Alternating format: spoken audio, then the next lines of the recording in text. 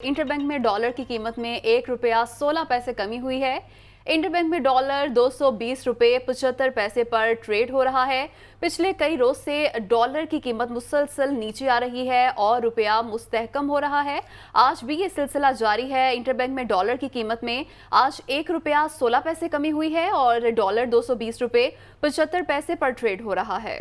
Interbank में dollar की कीमत में 1 रुपया 16 पैसे कमी रिकॉर्ड की गई है। इंटरबैंक में डॉलर 220 रुपये 75 पैसे पर ट्रेड हो रहा है।